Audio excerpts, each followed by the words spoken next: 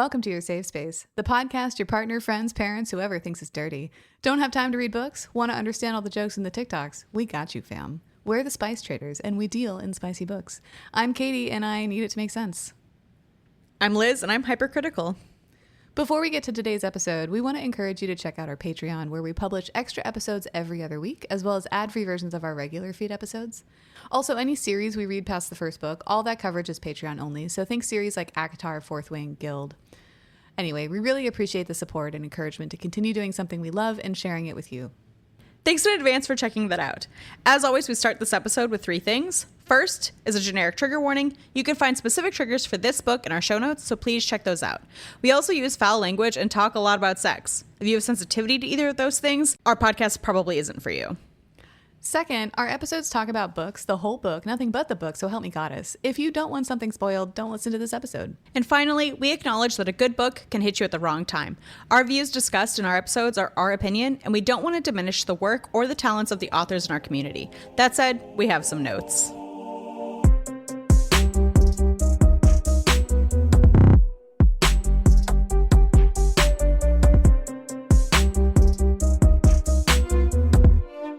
So, Katie, what are we talking about today? Today, we are talking about part 2 of Phantasma by Kaylie Smith. So this is our part 2, and it's going to cover chapters 19 through 33. And then in 2 weeks, we'll cover the rest of the book as well as our rating. So if you didn't read the book or listen to part 1, do one of those things. Otherwise, you're going to be fused with corn. Corn fused. Corn fused. Fused So with sorry. corn. I like it. We're here for this. So when we last left our merry duo of assholes, Ophelia and Blackwell were searching the house for other places that potentially Blackwell's never seen before, because that was the whole thing about Ophelia. She could open doors that he didn't have access to. But after searching for a few hours, they don't find anything. And so they go to a dusty, crusty old bar room for Blackwell to get a drink. While they're there, they talk about who he could be and the particulars of his situation. And we learn that one way for phantoms to be created is, quote, when an immortal dies and does not pass over. Which for me is like, he's a demon. He's a demon. Yeah, he's a demon. I still don't understand all of the differences in here. And the author does give us a nice breakdown on the front of the book, but I don't trust that Blackwell is just a phantom. I want to say phantasm every time. Well, I mean, at this point, I'm like, could he be, I think I just call him Salem because I couldn't pronounce the rest of him, but like the prince. I'm wondering if that's him too. Because like, just because he has a memory problem doesn't mean that other people don't have a memory problem either. Exactly. And I mean, because we get, I think in this part, right, we get the background of who that person is and maybe like why the trials even exist, and if it has to do with like love and curses, and Blackwell's looking for his heart, like seems like all things are so I think it might have been the deceit trial. No, it's a different trial. Have you seen the 7th trial yet? No. Okay, then we'll talk about it in part 3. Okay. Because there's a moment that I was like, he's a devil, but it was not confirmed. I mean, at this point, we've seen him naked. So unless it's like on the bottom of his foot or something, I don't think he has a demon mark. No. So that's the only thing. But maybe the Prince of Hell doesn't have a demon mark. Exactly, because he's spatial. Yeah, well, and in the hierarchy, it's like the King of Devils, the Prince of Devils, devils. And then demons, I guess, are technically not different from devils. Like I've been using that term interchangeably. Oops. Yeah, I don't really understand the difference. I don't think we've seen a demon. The only time the word demon has come up is when Cade is calling her a demon. Right. That's fair. And she's just like, I am a girl. I'm just a girl standing in front of a boy. I'm kidding. So Anyway. I don't know. But if he's the prince, it would be very interesting. I want him to be more than just like a rando ghost that's just trapped here. He has to be. He's got to be. I mean, well, and it's interesting in this conversation because he's like, well, that's, or Ophelia is saying that's one way that a phantom can be created, but there are other ways. But she doesn't expand on the other ways. So I'm like, okay, so he's an immortal that died and didn't pass over. Yeah. Which no one knows why. if he's the king of hell, he could have like, or the prince of hell, he could have like been in the mortal world, died, and then been trapped there because of what he did by his father. So his father isn't allowing him to pass over, which for him would be just going back to his home. Oh, okay. I like that. So that's my theory at this point in time, being about 62% of the way back through the book. Or sorry, a little bit more than that. I'm on chapter 42. Yeah, you're more than that because I think I'm at like 76. You have to be at like 68 or 70. Yeah, I have to be at least at 66% because that's a third of the book. Exactly. And you're beyond that because we talked about things that aren't covered in this. So that's correct. Math. Anyway, their discussion is interrupted by Jasper, who's the man who let Ophelia into the competition at the front door. And then he's also a devil. He has a third eye on his forehead as his devil mark. And he shares basically unasked, quote, "There have been a few past contestants he, Blackwell, made a deal with that damn near broke Phantasma's cardinal rule for our handsome friend here. Might want to mind your heart around him or the trials won't be the worst that'll happen to you."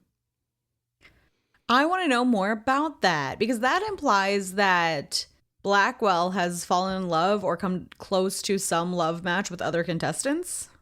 Correct. And then, like, later in this part, he tells Ophelia, like, well, I've kissed a few, but I haven't fucked any, which seems to be counter to what Jasper said. Exactly. And that's why I'm not sure how much I believe. I don't know who to believe, and I don't really trust any of them. No, I don't either. And I don't know who can lie and who can't. And if, what's his name? Fuck, Blackwell, just eat it out of my head. If Blackwell really is the quote unquote creator of this place, like the other devils could know that. Yeah. And be taunting him, you know? Especially if he like forgot he's the creator. Mm-hmm. Because that would be a fun twist. And everyone knows he's the creator but him. Right. I think it's his own damn fault though, because okay, well, I'm sorry, I'm speaking ahead. I'm gonna hold it in. I'm gonna wait. It'll be in this part. Rein it in. Okay. I think it's in this part. So I'm just gonna So then it's time for the next trial, which is based on lust. And we had a conversation about this in our debrief, and I'm not sure that it was clearly enunciated in part 1, so I'm just going to say it here. The trials are based on the 9 circles of hell, which are a close Venn diagram, but not a complete circle with the 7 deadly sins. Which is not at all confusing because I knew it was the 7 circles of hell, but I thought those were also the 7 deadly sins plus purgatory plus whatever the 9th circle is. I think it's just hell.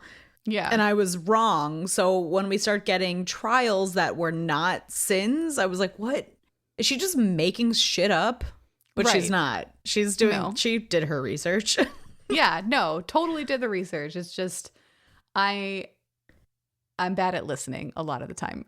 Yeah, especially when we read these books. Because like, listen, we all know what we're here for. And it's not always the world building. No, it's not. And by the time we're this far into the book, I might have missed some of the world building because I didn't know that I should be paying attention to it. You know what I mean? Exactly. And I think that's what's hard because I think you and I both do the same thing where we go into these books blind. Like I have a general, like, this is about a haunted house competition and she's a necromancer. That is literally all I knew. Right. Okay. I will say one thing that I really wish, I mean, we're 2/3 of the way through the book here and it's giving nothing away at this point to say, I really wish that we got more of her necromancer magic. Me too. Cause like we get her specter magic, which still confuses me. We'll come to that. But we don't get any necromancer magic. I want her to be like rising an army from the dead to fight by her side. Right. And for as much death is in this house, like I would talking to ghosts all the time. It would be super cool if she could dispel her own haunts because the ghouls are undead or dead adjacent and she could just be like, goodbye. That would make sense because I was really excited about her being a necromancer because we don't read about that. Like we get a lot of magic and witchcraft and like fae, but really she could just be a witch. Correct. With what we see. Yeah. And it's kind or of a specter bummer. For all I know. But I don't know what that is. Right. Which we will get to. Yes. Anyway, so I'm mad about it. Mad. Before the trial itself in the dining room, The other contestants trickle in and they accuse Ophelia of being a demon. And so Cade smacks her across the face. This causes her lip to split and for her to bleed red blood. And because she bleeds red blood, everybody takes that as proof that she's human. And I'm like, did we get information before that non-humans bleed a different color blood? I didn't understand that. If we did, I also missed it, but it seems to be a thing because they say this a couple times. Like, I think even in later trials, she's like, I bleed red just like you. Yeah. But okay, one, I don't know that means anything. And two, this is a magical place. So if she was a demon, couldn't she just like make you hallucinate?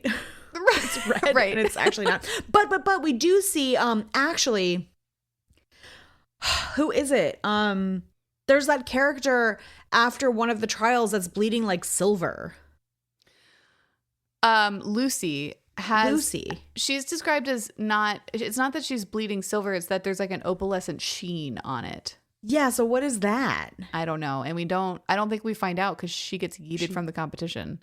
Yeah. Spoilers, I guess. Yeah, well, sorry. Maybe she'll come back. But I don't know. I had questions about that.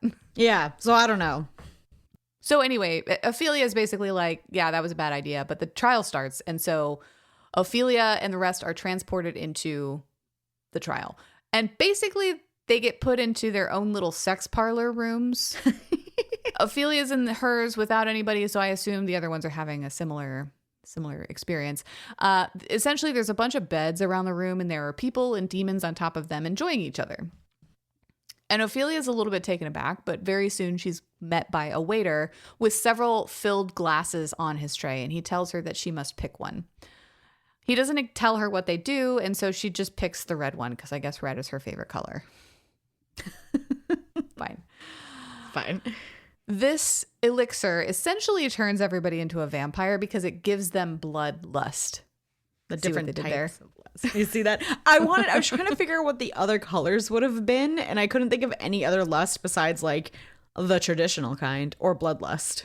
Right. And I was thinking like, well, that could be, there could be a lust for food, maybe. There could be like a different kind of bloodlust, like a angry one. Yeah. I don't know. I had that same thought. I was like, what do the other ones do? Yeah, I just wanted to know. So they're all vampires. They're all vampires. Once this happens, one of the groups on the bed calls to her, and she goes over because she's so intoxicated from the beverage and the enchantment, and then she sits with them for a while. These people run their hands all over her, but nothing more, while they watch some other folks get busy in the center of the room.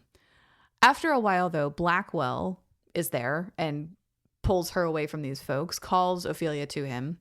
Her shadow voice takes this opportunity to tell her that she's making a mistake catching feelings for Blackwell because she sees him and she like lights up. She's like, oh, this is so great. Blackwell. Wow. But her thoughts are immediately interrupted by Blackwell telling her that the drink that she had was a slow-acting poison and she must take the antidote in order to survive the challenge, which he procures for her. And this is also when he tells her that the drink gave everybody bloodlust, including her. He finally reveals that in order to win, she has to drink somebody's blood and have her blood drunk by somebody else. And he offers to do that for her. And at first I was like, yes, we're going to get a vampire thing. I was like, there's always a vampire thing in here. No. I know. I was a little sad about it too because I was here for it. I was like, okay, yeah, let's go. Yeah. Ready? I'm in. I'm fine with this. It's going to be a great scene. No. Alas and alack. Alas and alack. So Ophelia reluctantly agrees, but as they get close and Blackwell starts holding her and whispering things to her, she can't help but notice it's slightly off. Blackwell's not quite the Blackwell that she knows. Like his skin is cold. He's just a little different. It's just a little bit, his mannerisms are different. He's like not as like considerate. I don't know how else to say it. Yeah. And he's not as like witty or flirty. Mm-hmm. So she asks him how he knew where to find her because she didn't summon him. Then he calls her sweetheart instead of angel, and she realizes that this person is not Blackwell. She's like, you don't call me sweetheart. What the fuck? What the fuck? So he calls her sweetheart earlier, and I immediately clocked it. Mm-hmm. I clocked it before she did, and I clocked it like it's just past like they agree to exchange blood, and that's when I was like, God damn it, it's not him. Me too. I think like when he first comes up to her, he's like, hey, sweetheart. I'm like, what's happening here? I know. I think literally out loud, I was like, he doesn't call her sweetheart. So during the course of this conversation, she says Blackwell's name 3 times, and so the real one appears. And it doesn't take him long to piece together what's happened already. So this trial put an apparition in front of her in the shape of her desires, which was him. And he takes that super well. He's like, oh, this is going to be fun. Most excellent. Yeah. But Ophelia's like, we have to focus on the task at hand. We have to get out of here. So they start looking under the beds because that's where Blackwell says the escape hatches for this one challenge, apparently. And when they find it, Ophelia exits the challenge with no further incident. So, like, she never actually had to exchange blood. No, that was a lie. Okay. I thought so. But then I was like, but that kind of makes sense. It kind of makes sense. But this was, so there's a couple of challenges here that I'm like, it's not so bad. This one, no, not so bad. No, like the worst part about this one is like you just stay there until you're poisoned. Yeah, I mean, you might die from it a little bit, but it doesn't seem like a bad way to go. No, well, and that's what makes me wonder what the other vials were even more, because I'm like, well, are there worse outcomes? Yeah, and if all you had to do was find a trap door, like, seems fine. Yeah. There are a couple I'm like, this seems fine. Yeah. Some of them are horrifying. Yeah. Which some we'll of them are horrifying. But some of them are fine. So after the challenge, Ophelia is rattled because she doesn't know like what or how to believe anything anymore. And she asks Blackwell how she can even trust if he's real.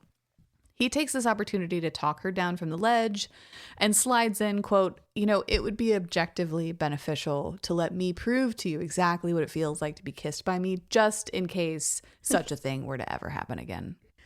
I think his logic is sound. I do too. I couldn't find a hole in it anywhere. Nope. Ophelia politely refuses, though, and then Blackwell asks about her split lip, and she tells him that Cade gave it to her, and he immediately disappears to handle that situation. Which is great. There's big touch her and die vibes, and I mean, it just hits every time. Like, it does. I love it. Yeah, I love it, and like, I also love a little bit of like blind rage, where like I'm gonna go like avenge your honor, but not really realizing that that's going to cause a bigger problem for the person you're avenging. Yeah. But I like that. I like that too. Yeah. It's more interesting. The consequences of my own actions are coming. Oh, no. Oh, no. Oh, no. Nar. Ar, nar. Ar, nar.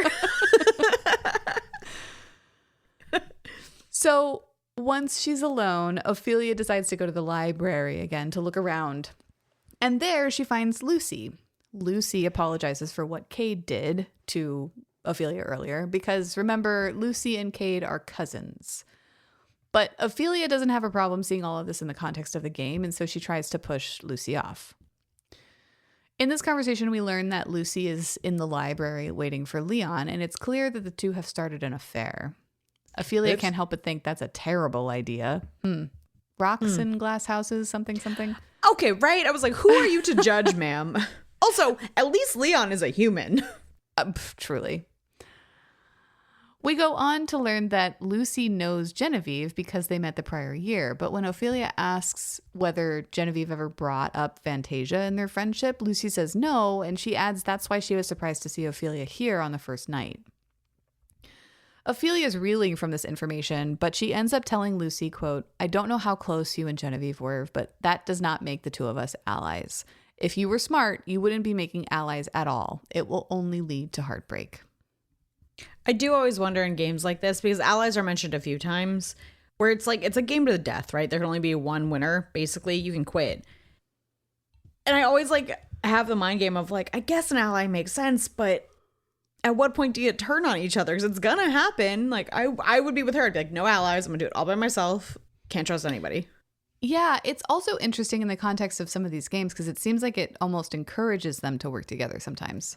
Yeah, I mean, the deceit one, which I don't think is in this section, but we know in part 3, that one, like, working together is really the only way to do it.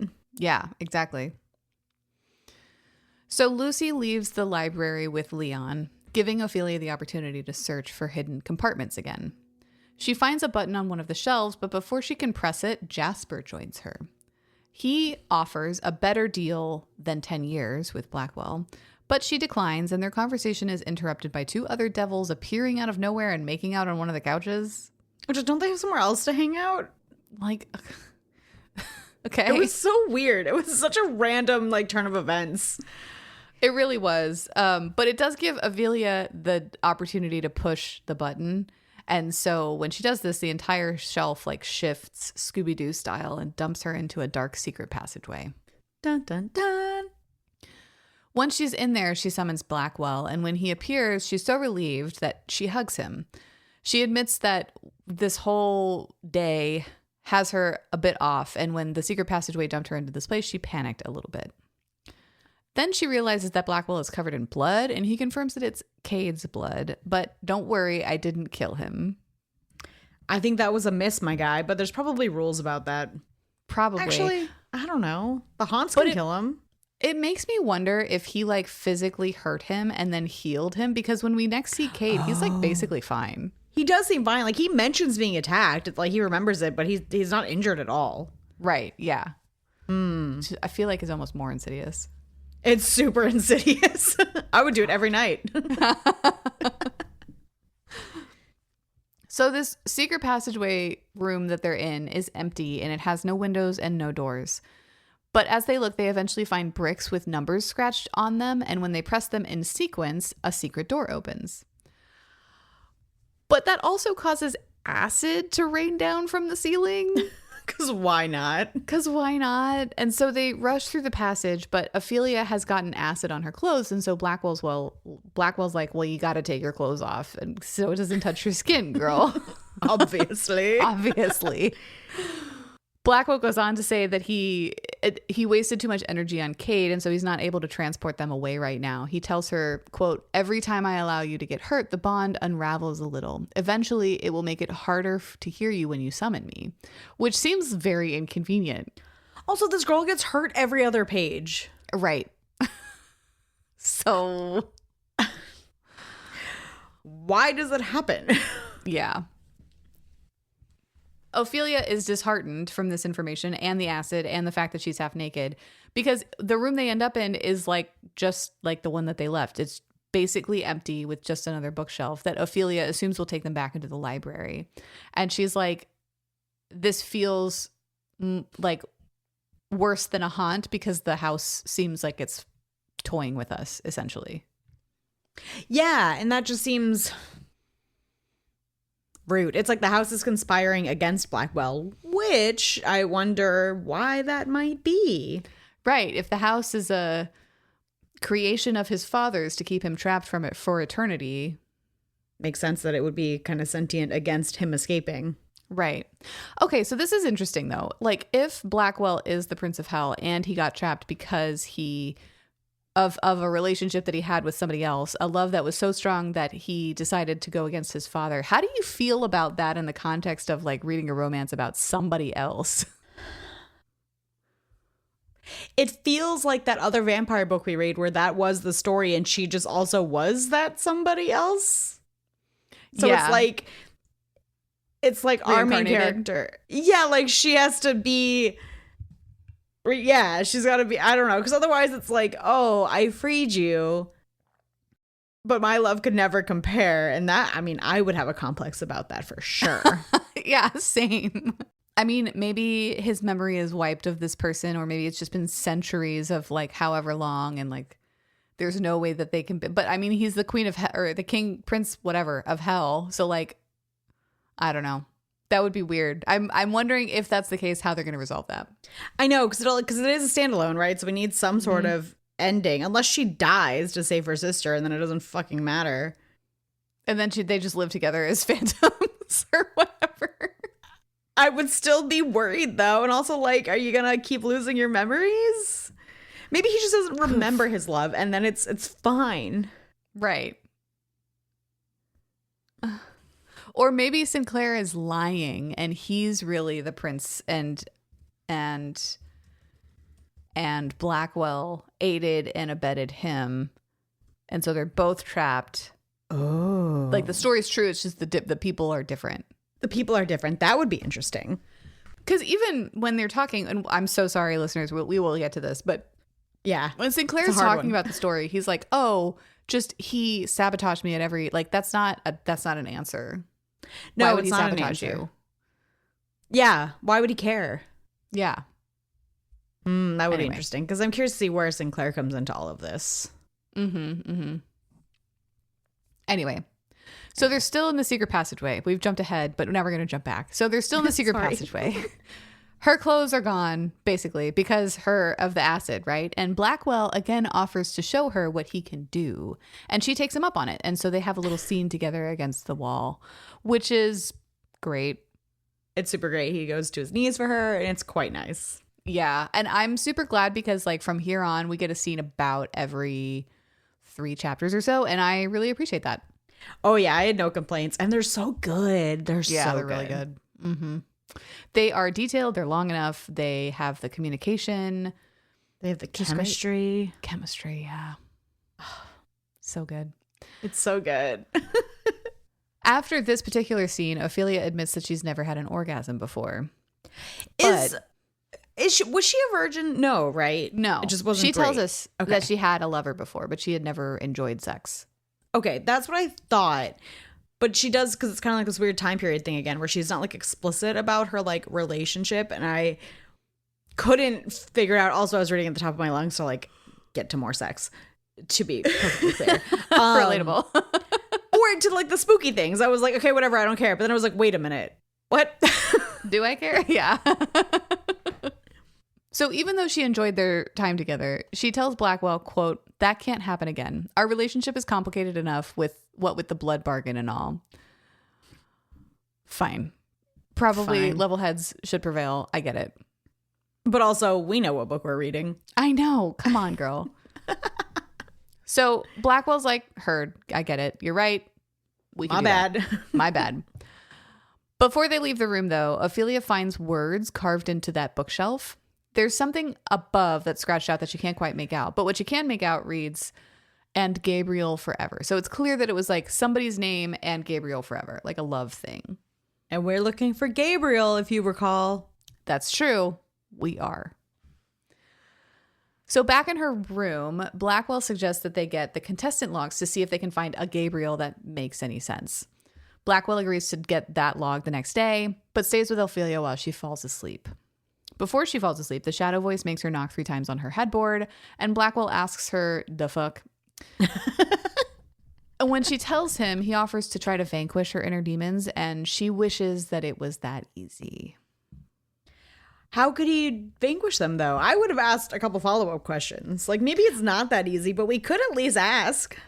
Yeah, I had that too. I was like, if you're offering, let's try something. Because the worst that happens is it doesn't work, which is what you thought was going to happen anyway. Bummer. Yeah. Yeah.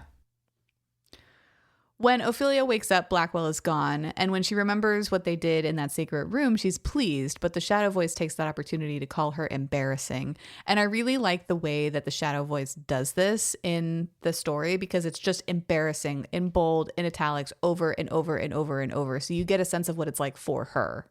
Yeah, I thought that was really well done. I love when authors use like the actual typography to express that. And this was really well done here because it's stressful. Yeah, to read it's it stressful. like, and it's a couple again. it does this a couple of times for a number of different words. And every time it's very well done. Yeah, I really enjoyed it. It sounds horrible. Oh, it's poor girl. She verbally tells it to stop out loud. And that's the exact moment that Blackwell reappears. She tells him what the shadow voice was saying. And he tells her, quote, "There is nothing about you that I find undesirable." Oh, I also really like that, like, he's all in. Oh, yeah, immediately. Yeah. She fell first. He fell harder. Yes, exactly. And I love it. So Blackwell then asks who the shadow voice is, but Ophelia can't give him an answer. No, So and this goes into what we were talking about in the first part where like she says like sometimes I think it's me, but I don't know. Like, maybe it's just the dark parts of myself or maybe it's something else, which goes in our conversation of like, is it OCD or is it supernatural? And I still don't know. Yeah, I'm interested to see how that resolves. Like it could just be like OCD that she has that is quieted when she's with Blackwell, fine, but I would think it would be far more interesting if it was like some kind of more insidious paranormal thing. Exactly. I think so too. So Blackwell drops it, but tells her that he asked Jasper for the logs by calling in a favor and that they should have them in a few hours. He then suggests that they spend the time between now and then training her magic a little bit so she can wield it more consistently. So when they practice both her lightning as well as her ability to turn invisible. She asks Blackwell whether he's heard of another necromancer with that power, but before he can answer, Jasper arrives with the contestant logs. Okay, this is what I started saying earlier, where I think it's Blackwell's own fault that he can't remember shit, because Jasper says that he traded like 3 years of memory for it. Like, right. Does he just keep forgetting that he's like giving up his own memories? It's possible. That's a really good point. Like, stop using your memories as a bargaining chip, buddy. Yeah, but it could also be like a chicken and the egg thing. Like if you have this memory block, then you're like, yeah, fuck, I don't care about memories, have them. Yeah, which is very true. Or maybe that's also part of the curse of like, I'll trade you my memories and my memory of making this trade. Right. So then Ooh. It continues to go around and around and around again. Oh, that's vicious. I know.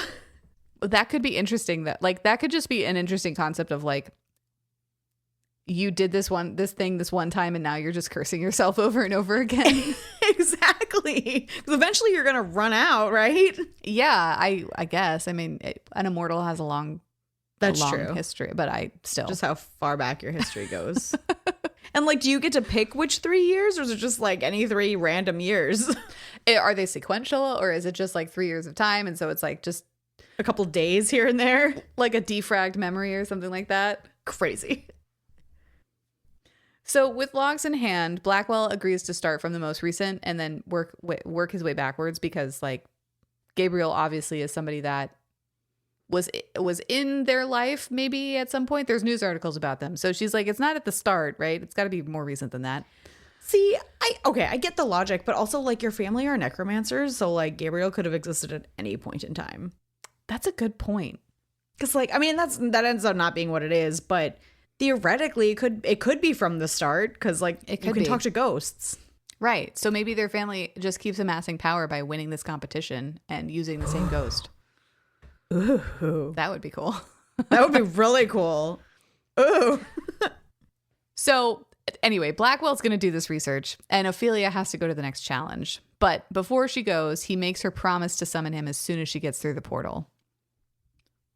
That never works. Like she forgets immediately every time. Every time. I would go through the portal with my eyes closed and summon him before I open my eyes. That's what I would do too, because she's always like, it always takes her far too long to summon Blackwell. I'm just like, no. Girl. And I don't know if it's this next one or the one, it doesn't matter, but he calls her out on that and she's like, well, excuse me for being scared. And I'm like, no. No. No. That's not how this works. Stupid answer. So Ophelia makes her way to the dining room. So as Ophelia makes her way to the dining room, she daydreams about living with Blackwell in the Phantasma manor without like all the hauntings and the devils and stuff. Because she likes the vibe. She likes the vibe. Not the scaries. Yeah. But when she gets into the room, she literally bumps physically into Cade. And he tells her, quote, "You can set your demon friends on me all you want, you bitch. But I promise one of these nights I'll be getting the final laugh." Okay. Great. Can't wait. I have to say that like every interaction that Ophelia has that's like tensioned like this, she does have good comebacks, which I appreciated. She's not like intimidated by this guy. No, not at all. And it's very satisfying. And I think it gets under his skin, which just makes me happy too. Mm-hmm. Exactly. When the next trial starts and Ophelia steps through the portal, she finds herself in a giant cage suspended above an ocean of boiling lava. Terrifying. She sees a chain just outside the bars and she tries to grab it to pull herself up the chain, but it's boiling hot and she burns her hand very badly. Oh, it's so gross. It's so gross. When she overcomes the pain and calms the internal panic, this is when she summons Blackwell, which, like, girl, do it immediately. Also, do it immediately. And like every so often her cage is like sinking. Yep.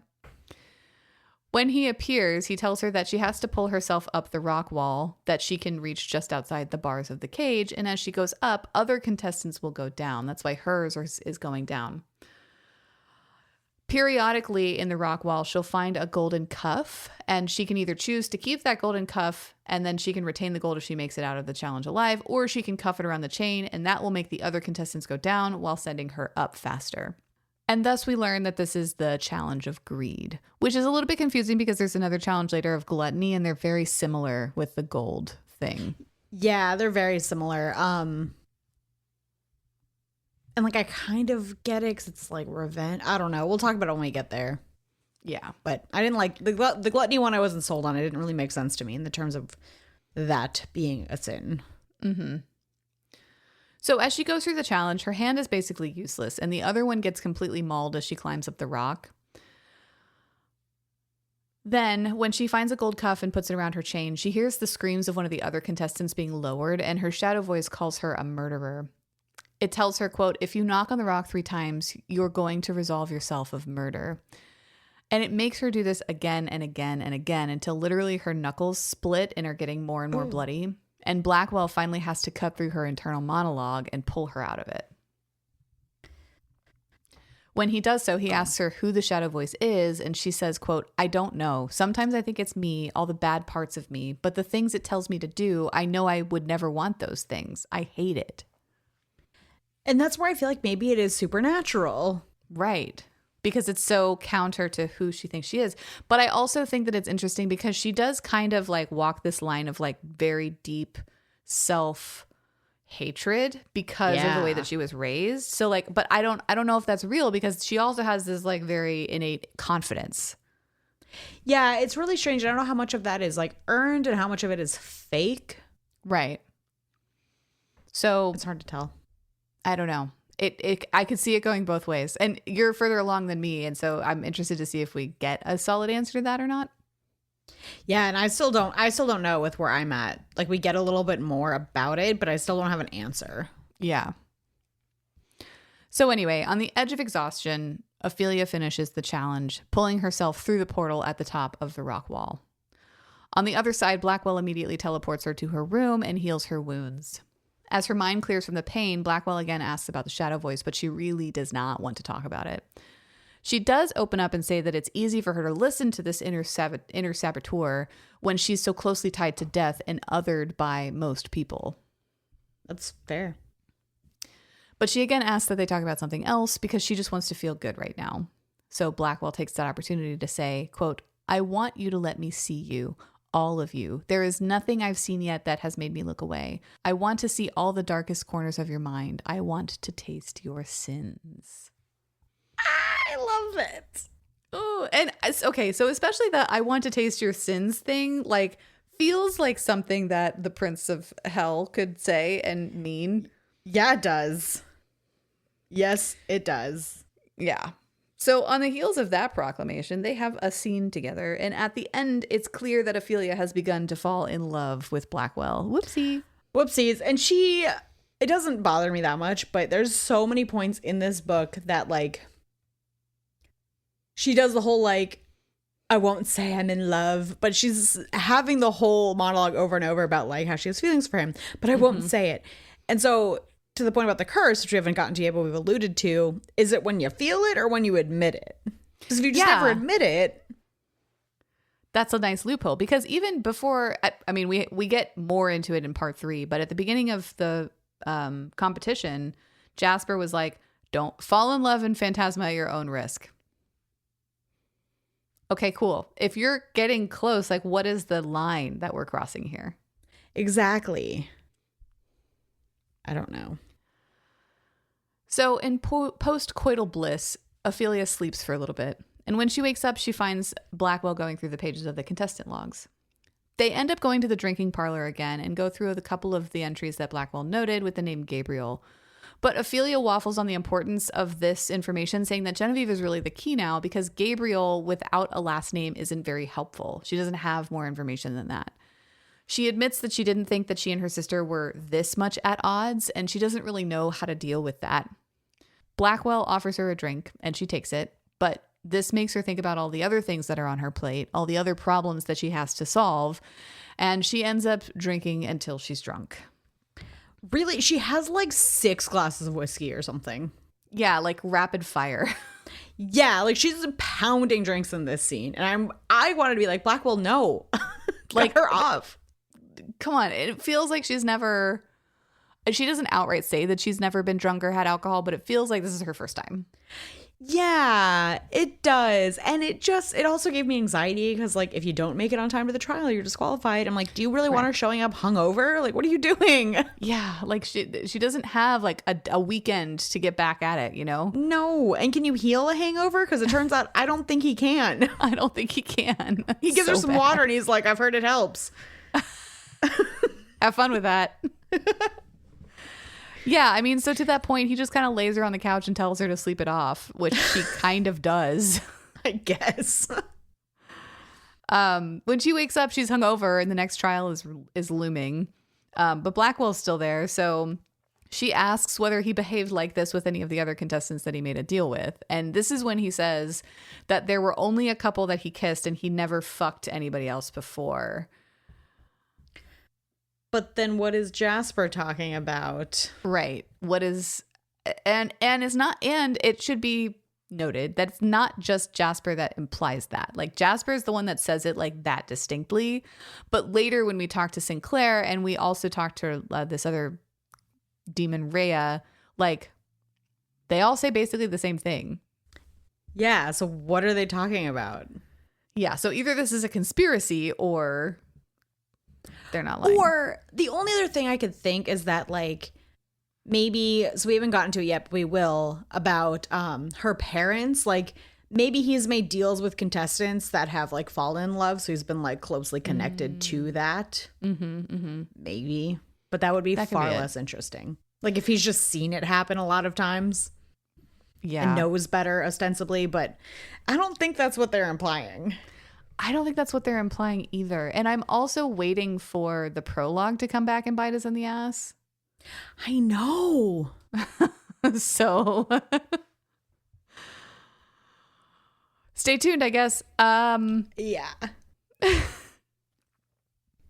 So they go on to talk, and this is when Blackwell says that the next trial is based on gluttony and it has something to do with collars and chains. But their conversation is interrupted by another devil appearing, and this one's named Sinclair. Blackwell and Sinclair clearly do not get along. Sinclair immediately zeroes in on Ophelia as someone important to Blackwell and exploits that. He goads Blackwell into punching him and then immediately teleports Blackwell out of the room and then prevents him from getting back in. But Ophelia can hear Blackwell banging on the door trying to get back in. Oh. So Ophelia's trapped in the drinking parlor with Sinclair. And Sinclair offers Ophelia a deal. She should forfeit the competition, and in return, he will grant her a single favor. And he gives an example of being able to tell her exactly where her sister is. Ophelia's like, look, dude, no, one. Also, why do you care so much? Why do you care? Because it's like, do you care about her winning or do you care about her helping Blackwell or both? Also, I'm glad that she doesn't fall for this or even really think about it because just to be fair, if we're thinking about deals with devils, knowing where Genevieve is doesn't do anything to help her. No. It's a terrible deal. Right. My deal would be like, okay, bring Genevieve back to me right here alive. Yeah. And let us both leave safely. Right. So even though Sinclair doesn't answer that specific question, Ophelia puts together that he knows where Blackwell's key is and must know more about Blackwell himself and doesn't want Blackwell to figure that out. She puts it together that she's finding enough new information that Sinclair sees her as a threat and he wants to end that progress. But why does he care? Right. So Ophelia tells Sinclair to fuck off, and in response, he tells her to ask Blackwell about a specific page of the contestant logs and why Blackwell didn't show it to her. As soon as Sinclair teleports out of the room, Blackwell is able to go through the door and join her, and she immediately asks him about said page. on that page, she sees not only the name Gabriel White, but also the name Tessie Grimm, which you'll remember is her mother's name. Guess we found Gabriel. Guess we found Mom. Like, what the fuck? Yeah, right? Excuse me. So she's reeling from this information and asks Blackwell why he didn't tell her this. He tells her that he was trying to find more time to tell her that the reason why she felt so familiar to him is because of Gabriel White. He made a deal with Gabriel White many years ago, and Gabriel is her father. So, cool. I didn't like that he knew and he was hiding it from her. Like, he's like dog-earing pages for her. I think it would have been more, I mean, I still don't understand why he's lying, but I think it would have been more interesting if he didn't remember Gabriel until this moment. Yeah. Like, they look at the page together and he's like, oh, I do know Gabriel. Now that we're talking about it, I do know Gabriel. Yeah, I think it would have been more interesting too, because even when she first asked him if he knew a Gabriel, he kind of tensed up a little bit. Yeah, so like, why are you hiding this? And like, the answer he gives is not, it's like, I was just trying to tell you how to tell you. I'm like, Why do you think that's, okay, one, why do you think that's new information to me? Yeah. Two, like, why are you so anxious about this? Because so he tells her that Gabriel was a specter, which put a pin in that. And like the deal was during Gabriel's second attempt at the competition, which he lost. But Blackwell's not sure why that happened, because he said, quote, halfway through the trials, Gabriel stopped summoning me and I lost track of him entirely. What was abundantly clear by the end, however, was that he had lost. So there's a couple of things about this that I find interesting. One, Gabriel did it twice. Yeah, so he must have forfeited the first time. Right. Or and then the second thing is that, like, what was abundantly clear at the end was that he had lost. So did Gabriel die? Yeah, the law that I was trying to figure out if he died or not, but I feel like the more information we get later about Gabriel and Tessie, I was like, did he die? Because it doesn't. If he died, Tessie wouldn't have had to do the thing she does. You know what I mean? Yeah. So what does that mean? Unless this is all talking about the curse. I don't know. Like, that's maybe he lost. But I want more information on that. I do too. And I don't understand, one, why Blackwell would specifically remember this Gabriel over other Gabriels. Yeah. And why that would be such a problem. Every game. Right. And like, this just seems like a failure. Like, I don't know why this is something that he's like trying to figure out how to tell her, you know? Yeah. And there's not even really any betrayal in here. He is an immortal being who makes deals like once a month or once a year, whenever this happens, for eternity. Right. It's not his fault. He didn't know you existed. No. The other thing about this, I said put a pin in Spectre because, like, I wish we got more information about this. And, like, granted, neither of us have finished the book, but, like, he says Spectre and Ophelia's just like, oh, bet. And, like, we get no information. And even we were referencing the hierarchy of paranormal beings in the beginning of this book. And, like, we get some information on some, like, ghosts, but specters are just lumped into this category of mortal paranormal beings, along with witches, seers, and necromancers, which I wouldn't have a problem with if, like necromancers, seers, and witches, I had, like, a scent memory for what a specter is in this instant, but I don't. No, my only scent memory for Spectre is just a ghost, which is clearly not what it is in this world. Right. But I wish we had more information. And I honestly, I don't know if we're going to get any more, because like we have this reveal and then we'll get to the curse later. But then it's like we never talk about her parents again.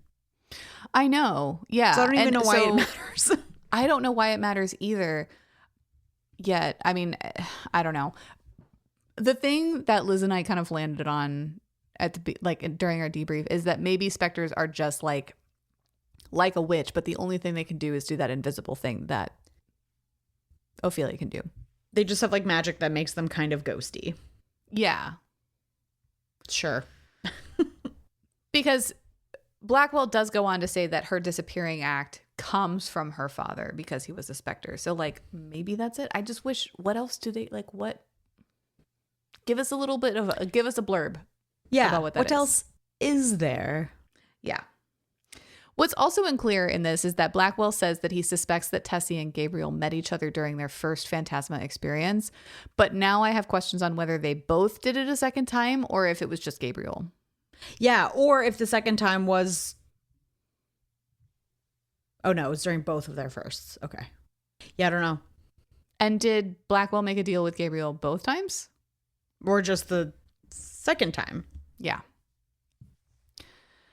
So Ophelia is still processing all this information, much like we are, and asks for space. But she does say that she understands where Blackwell is coming from. Blackwell is relieved because he knows that this is Sinclair's attempt to prevent him from finding out how to release himself from Phantasma, and he doesn't want to fuck it up. He shares that anytime he's gotten close to figuring out the mystery of his imprisonment, Sinclair intervenes and makes sure that Blackwell fails. Why does Sinclair care? Obsessed with me? Why are you so obsessed with me? Maybe Sinclair is the one that Blackwell was in love with. Ooh, the plot make it gay. Thickens. Make it gay. I like it. Or make it, yeah. Ooh, no, it's not gonna happen. That's not what it is. Oh, Bo.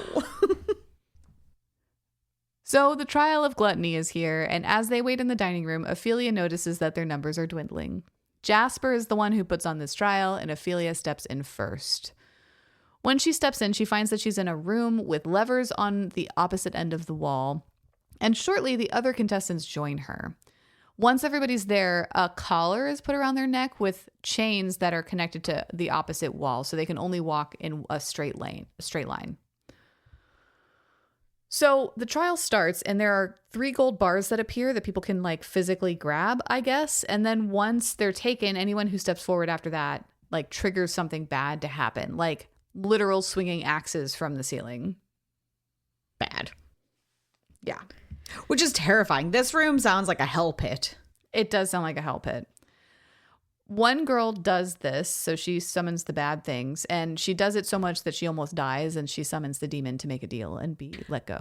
So until this trial, I didn't realize, I thought there was a rule at the start of the book that you could only be released, like you could only forfeit outside of the trials. Like I thought once you were in the trial, it was like death or you survived. But I guess you could make a devil deal. And I didn't remember that being true before. So when they're all yelling at her, like, call the devil and like, blah, blah, blah, I was like, oh, she has a deal with someone. And they're like reminding her to like, summon your helper, lady. But like, that's not what's happening here. And I was just a little confused. No, I think what I've kind of intuited is that if you do that, you get like a raw deal. Like you have to do something or give something like you don't want to do. Yeah. Yeah, it's not a great deal. That makes sense. But it did make me think of the fact that it hasn't come up, but what's to stop others from making deals? Like Blackwell makes deals all the time. Like he could have multiple deals, or like everyone else could have deals. And I just didn't really think about that before. That's what I was wondering about Lucy, is like whether she is supernatural herself or if she made a deal. Yeah, I was wondering that too. And like maybe that's like the healing or whatever. Mm-hmm. So this is one of the trials where it feels like it takes Ophelia far too fucking long to summon Blackwell, because it's like all of this shit is happening and she's just like, doo-doo-doo, and I'm like, girl, summon your helper. Right? Ugh, it's so annoying. I also don't like that she starts, it's not in this trial, but I think it's the next trial where she starts to like intentionally not summon Blackwell, because she's like, well, I'm coming to the end of my bargain and I gotta learn how to figure it out myself. And I'm like, you don't. Not right now. You don't, though. You should milk it for all it's worth. Yeah. Like it's just because she's like mad at him. It's so stupid. I know. Use him. We'll get to it. Use him. But she eventually does summon Blackwell, and she uses her invisibility phantom thing to get out of her collar and move freely, which is like a big advantage in this particular challenge. So Blackwell helps her move around the board and avoid different perils. And as she does, she sees Cade get to the end, the wall with like the switches and the levers. And this is when we learn that there are names, the contestants' names, and there are 2 switches under each one of them, one with a check and one with an X. And so Blackwell tells her that the one with the check will give the person an advantage in the next trial, and the one with the X will give the person a disadvantage in the next trial. And if both of those switches are flipped, then they'll cancel each other out. So she sees Cade flick his advantage and flick her disadvantage. And this is the only thing that kind of gets to gluttony, sort of, where like, but it's really more greed. Like, I guess the glutton part of like, I'm going to make everybody have a disadvantage, but it wasn't, it didn't really land for me. It was a really cool trial. I was here for like the action, but it didn't land for the theme. Yeah, I wanted it. We had talked about this in the debrief. It would have been, I know it's a little bit on the nose, but like something to do with being consumed or consuming. I almost feel like the bloodlust would be more of like a gluttony thing. Right. Yeah. Oh, that would have been But I don't know how you make like sex scary. So I mean, okay, I take that back. It can be really scary, and I don't want to read that kind of book, but like, no. Yeah. It just didn't feel like gluttony to me. Yeah, you could be vampire. You could make vampires very scary, but yeah, it felt almost identical in nature and in tone to the greed challenge. Exactly. So since Cade gave her a disadvantage, Ophelia's determined to give herself an advantage and cancel that out before she leaves this trial. But on her way to the switches, she's intercepted by another contestant, one of Cade's lackeys, Eric. It's clear that Eric is trying to kill her, so a switch flips in her head. Get it? See what I did there? I like that. And she decides to kill Eric by leading him into one of the swinging blades, which she does successfully. It's ruthless. Yeah. So after this, she's shaken, but Blackwell urges her to keep moving for the challenge. She's able to flick both her advantage switch as well as Cade's disadvantage switch, so they both have nullified disadvantages and advantages. I feel like I'm talking in like Dungeons and Dragons speak over here. That is what it sounds like, but it's true. It's just a straight roll. It's a straight roll. Roll for charisma. When she exits this challenge, she gets back to the dining room and sees Lucy with a really nasty gash, and it's far too healed. She's like, if that came from one of the axes, like, you wouldn't be fine right now. You wouldn't have an arm. Yeah. And this is when she begins to suspect that there's something more to Lucy. Lucy tells Ophelia that she's waiting for Leon, and Ophelia admits that she killed another contestant. When Ophelia makes mention of Lucy's wound, Lucy asks her not to tell anyone, and Ophelia says, honestly, quote, what would there be to tell? So I don't know if Lucy is a paranormal being or if she made a deal. I know, and I couldn't tell if Ophelia knew, because it kind of seemed like Ophelia understood it off the bat and just didn't tell us and was like, what would I possibly tell? Like, wink, wink, I know. Or was like, girl, I don't know what the fuck's going on with you. What am I going to tell? I haven't seen that before in my life. Yeah, she's because like her wound is this weird like opalescent sheen. Mm-hmm. And I really hope we get an answer to that, because whenever Blackwell has healed Ophelia, there's no mention of like her wounds looking different. No, like, what is not, this? It's not like his magic has like a visible component. No. So like, is it a deal? I don't know. I want to find out. Yeah, Intriguing. I want to find out too. But we don't find out in part 2, so you'll have to stay tuned. Yeah. TBD. So when Ophelia gets back to her room, she takes a searing hot bath, and then without getting dressed, she summons Blackwell. Ballsy. I like it. I liked it. Once he arrives, she asks him to distract her, but he tells her that he doesn't want to be just a distraction to her. So she says, fine, I'll do it myself. And thus starts the next scene between the two of them. And it's during this scene that she admits that she feels safe with him and not so alone. And that's the reason why she wants him, not just for a distraction. She almost admits that she's falling for him, but stops short. It's really cute, this moment.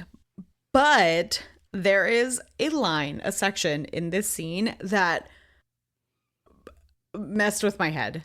And maybe it's just me, but I'm going to read it to you because I even had my partner read it last night. So I was like, is this possible? Okay. So they be fucking.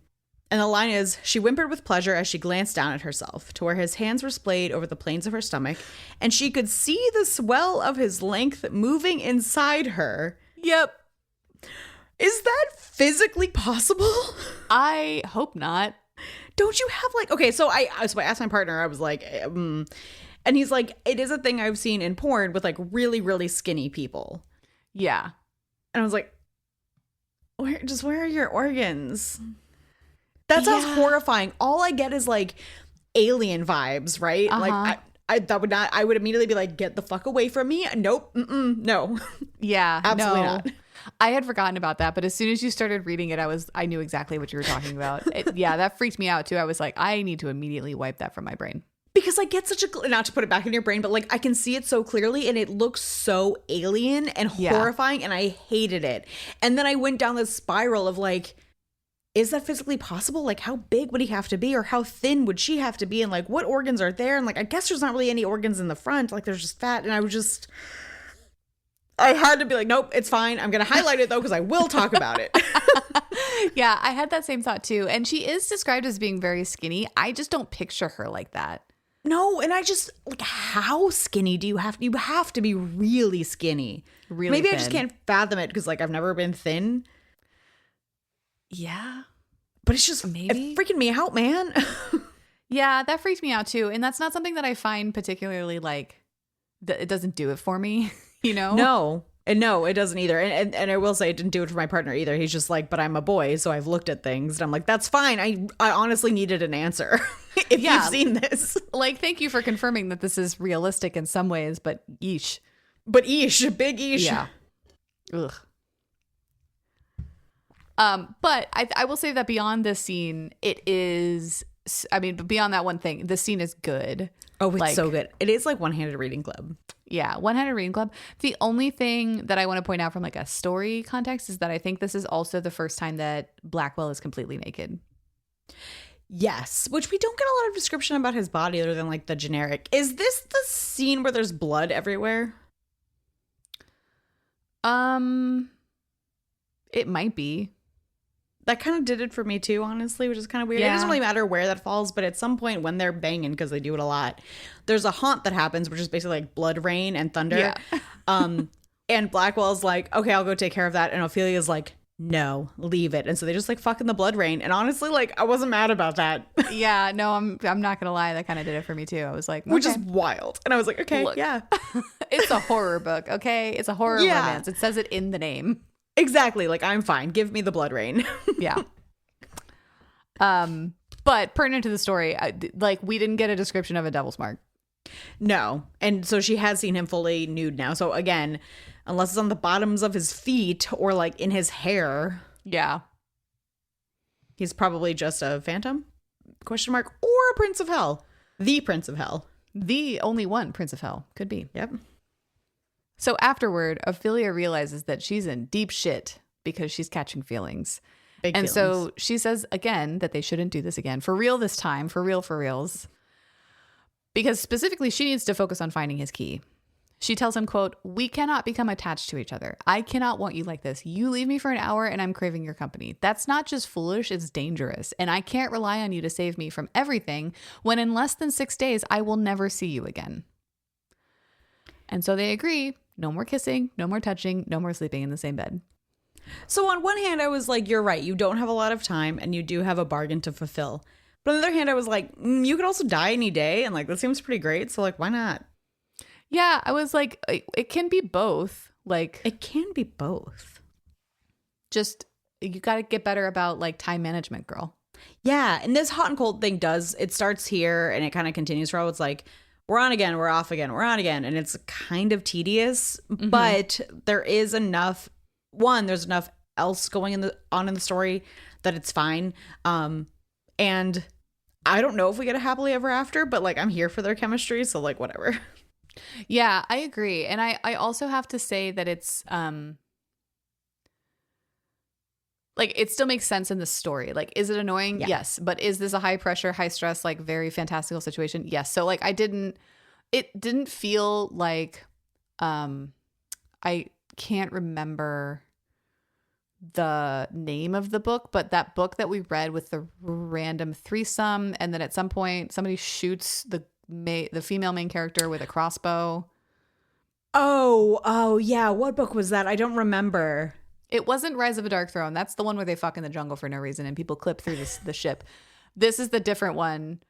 And like that had similar vibes, like will they, won't they, off on, hot, cold. But it was just like there was For no nothing reason. else going on in the story. Yeah, I know exactly what you're talking about. I cannot remember the name for the life of me, but I know what you're talking about. It was terrible. Was it it doesn't matter. I don't care. Brilliant. I'm sorry. You're right. And they are told at every turn, like, don't fall in love. Bad things will happen. Do it at your own risk. Maybe don't do it. Maybe rethink this. Yep. And yet, here we are. You can't control feelings, man. Can't control feelings. I want to say it's Kingdom of Flame and Fury. That's what I was going to guess. Yeah. Is that the one where she has, like, magic, but it doesn't make any sense? Yeah, the one where she's 3 different people. Yeah, that one. Uh-huh. Yeah. It's that one. It's a complicated love triangle with her advisor, Cade, of all people, and a mysterious stranger named Zeke. The book was not my favorite. Oh my God. Wow. Okay, now I'm going down a rabbit hole I don't need to go down. Anyway, moving on. Moving right along. So to get said space, Ophelia goes back to the room with Gabriel's name carved in it alone. And there she lets herself grieve for some of the things that she's been going through lately. When she's done doing that, being a sad girl, she finds a secret button in the library shelf. And when she pushes it, it turns the shelf and she finds herself back in the library. Oh. Kind of a circular reference, kind of a whole lot of nothing. Yeah. Once there, Sinclair appears, and he offers her a taste of the kind of thing that he can give her as a more powerful being than Blackwell. And to prove it to her, he asks what her most frivolous fantasy is. So what Ophelia actually thinks of is herself and Blackwell in grim manner, but she lies and instead says a ball. She says she's never been to one and would like to experience it, and so Sinclair summons that fantasy. Sinclair then asks her to dance, and as they do, he asks her why she won't make a deal with him. And she says, it's because you're a devil, and I hate devils. Meh. And he's like, original. Right, like, wow, okay. It's a weird line to draw. He tells her she has no idea what she's up against. And when she asks, why don't you illuminate me? Sinclair says that he's bound to make Blackwell's life a misery because Blackwell stole his freedom. It's an interesting thing to say. He goes on to say that Phantasma's creator is a different devil named Salem, and he's the prince of hell, forced for eternity to run this competition because he chose his lover over his father.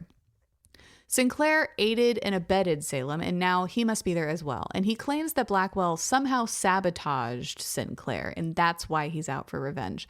That doesn't make a whole lot of sense to me. It doesn't make a whole lot of sense to me either. And I don't remember when we get the information, but like there's like 2 people who aren't here of their own free will. It's Salem, or whatever the fuck his name is, and Blackwell, right? Like Sinclair can leave, or is Sinclair also trapped? No, Sinclair's also trapped. Okay, so there's like the 3 of them that can't leave. Right. But I thought that he said there's only 2 people. I know. Which would kind of go into like the, oh, Salem is Sinclair thing. Yeah, or that Blackwell is Salem thing. Yeah, that's what I meant to say. I just got my names mixed up. That's okay. Also, I don't know.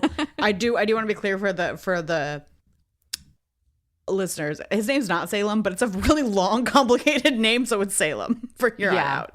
From here on out, it's Salem. There was no way I was gonna voice to text that entire name, and I don't know how to say it, so I'm sorry. No, I just wanted to make it clear in case anyone out there is like, who's Salem? Yeah. You didn't read it wrong. We can't read. Yeah. Very long name. Very Salem is what his name is, actually. Shamalama ding dong. Yeah, Shamalama us, I think.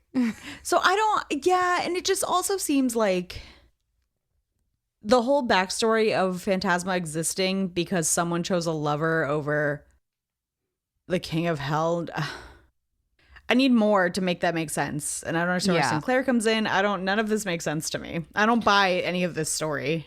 Yeah, I mean, so Sinclair says that he hid Salem's lover from the King of Hell, essentially. But like, okay, cool. But I don't know, like, did Blackwell narc on them? Like, we don't. Yeah, how did Blackwell sabotage him? Yeah, I don't. And he says again and again. So I'm like, okay, maybe you're just a bad dude. Like, what did you do? Like, I have so many questions. Yeah, I really hope we get some answers. Me too. Anyway, Ophelia says, hey, that's a cool story, bro. And it sounds like all kinds of not my problem. So why don't you fuck off? Fuck right off. Yeah. And in return, he's like, cool, I will. But he traps her in the enchantment of the ball, and she literally can't leave. Beyond that, she becomes like bedazzled. So she like dances for hours and hours and finds herself growing more and more exhausted, but she can't break free until Blackwell physically comes and finds her. He has to throw her over his shoulder and physically take her through a barrier, a magical barrier, to break the illusion. And it turns out that when you do that, that is an incredibly painful process. At least he warns her. He's like, this is not going to be fun. Why did you do this? Good luck. Yeah. So yeah, we're going to end part 2 right there. And we will see the fallout of this enchantment and breaking it in part 3. Dun, dun, dun. Dun, dun, dun. Yeah, girl. Look, I'm having a great time. I'm really enjoying this book a lot. And I guess it could shit the bed in the last 30% that I have left to read, but I'm down to read Enchantra or the third one. I know they're not sequels, which is even better for like our main feed, and I'm here for it. It's great. Same. Me too. So we did it. Those are our thoughts on part 2 of Phantasma by Kaylie Smith. Thank you, as always, for joining us on this journey. Let us know what you thought on the socials. You can find us on TikTok, YouTube, and Goodreads at Spice Traders Pod. And if you want more, consider becoming a patron, where we release Patreon-exclusive episodes in our off weeks.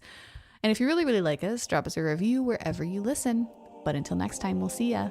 Bye. Bye.